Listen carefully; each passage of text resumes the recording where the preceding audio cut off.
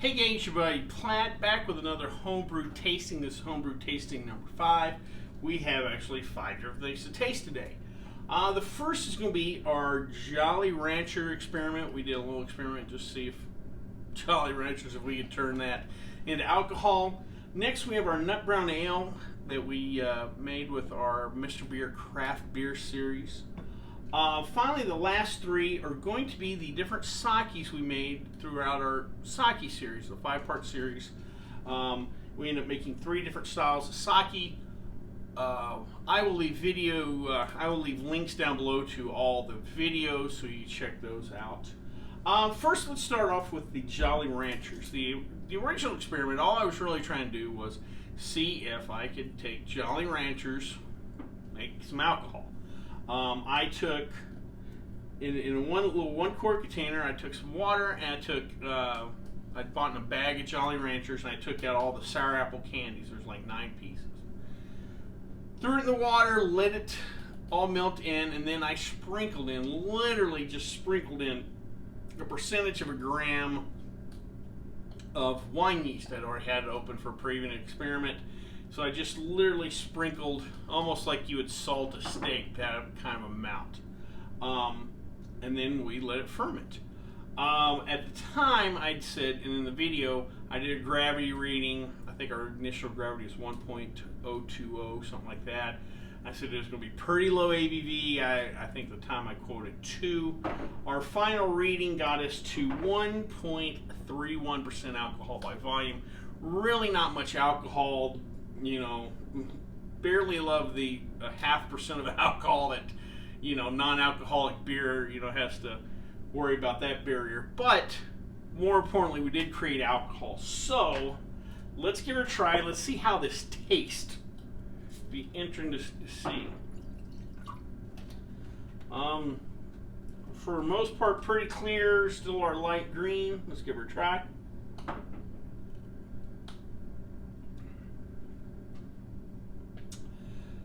Not much to it. I pick up a little bit of the yeast.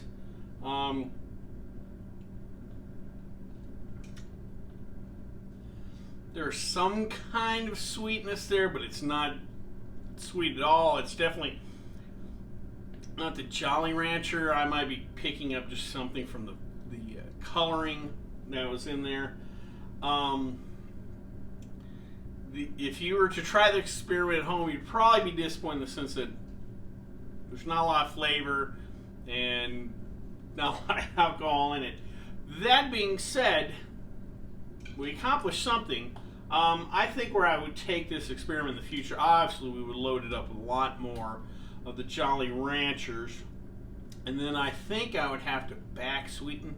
To back sweeten means whatever it is we want to ferment out, if we want to do apple juice, what have you, you do a complete fermentation. Let's say we hit 4 or 5% alcohol by volume, 6%. We would come back, we would cold crash and make sure we stop that yeast activity, and then come back and add more sweetener. Like we'd probably drop a couple of Jolly Ranchers in there. We'd have to be careful not to reactivate fermentation, but that would add some more sweetness and flavor back. I believe I said in the video that sugar, pure sugar itself, is pretty efficient in being fermented. So again, not a lot of that sweetness going to carry over. But overall, I think for the experiment, I think we did succeed in what we were shooting for. All right, next up is our Nut Brown Ale. I bought a Nut Brown Ale kit from Mr. Beer. It's part of their craft beer series. It's the next step up for their standard homebrewing kits. The cans are a little larger, you get a higher ABV beer, but the process is the same, so we'll see if we end up with the same flavor. Let's give her a try. Alright, nice hiss.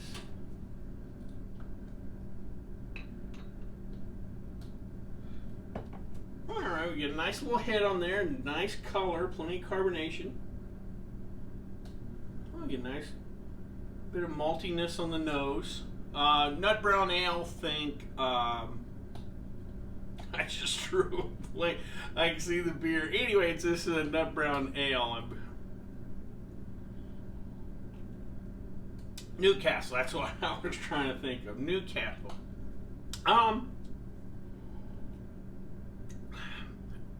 Nice body, plenty of maltiness. I do have to say though, it does has a similar Mr. Beer style kit. The can malt extract has a certain kind of tang to it, tanginess, little bit of funkiness. I can't really put it on there. Again, we're not doing an all grain brew, but overall, nice enough beer. Again, body wise, maltiness, kind of hits the spot. Overall, I'd say not bad. All right, next is our sake that we made in our 5-part sake series. I did an unfiltered, unpasteurized. We then took some of our unfiltered sake and pasteurized it because I want to show you how it was done and kind of see if that affects the flavor. And then finally, our finished product, we went to secondary fermentation, and we have some filtered sake. I did not pasteurize this. So let's give the unfiltered, unpasteurized. Whoa! All right, gang. Well, that was a little adventure right there. Our unfiltered, unpasteurized sake kind of came back to bite us. I do want to say something I did off camera instead of on camera affected that. Everything it kind of settled to the bottom, so I kind of gave it that number, and I shook it up a little bit, and I probably shouldn't have because again we didn't pasteurize it. Didn't stop the yeast activity, so we ended up getting a kind of a bottle bomb. Now you know, be careful on that.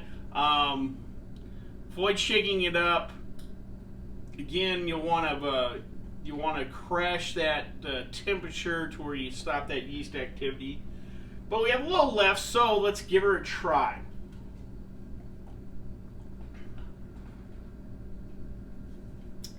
That's interesting. Definitely creamy.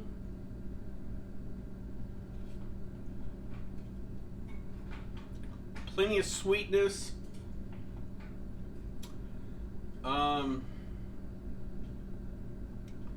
I don't get it, and a lot of times when I do homebrews, however, you kind of pick up the yeast or the yeast strain or whatever. This, there's something in it. I want to assume it's the yeast / koji, you know, got some different. That's definitely different, definitely funky. More importantly, it's definitely messy. So, that, like I said, that was our unfiltered, unpasteurized. Let's give our pasteurized a try. Grab ours. Now remember, we pasteurized it, so we should have stopped the yeast activity. There we go. That's what I was looking for. So this is our unfiltered but pasteurized sake. Same color, same milkiness. Let's give her a try.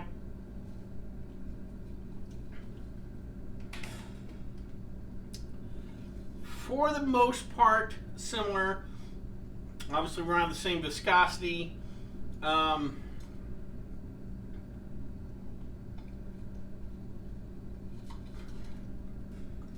There's a funkiness in there I can't put my tongue on. A little bit of sweetness, but not a lot. Don't envision the kind of a sweet sake.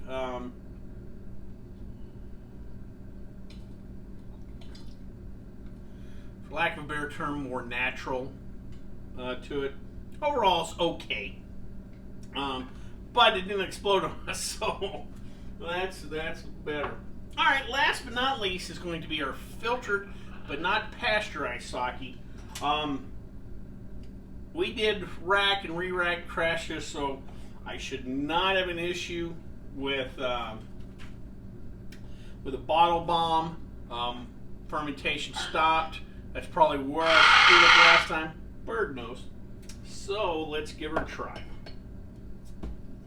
All right.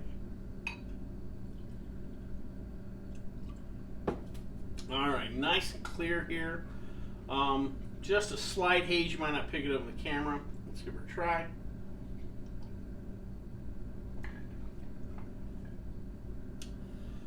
Alright, this is definitely something closer to sake I've tried before. Subtle hint of sweetness. This is a cleaner taste. The viscosity is a lot lighter.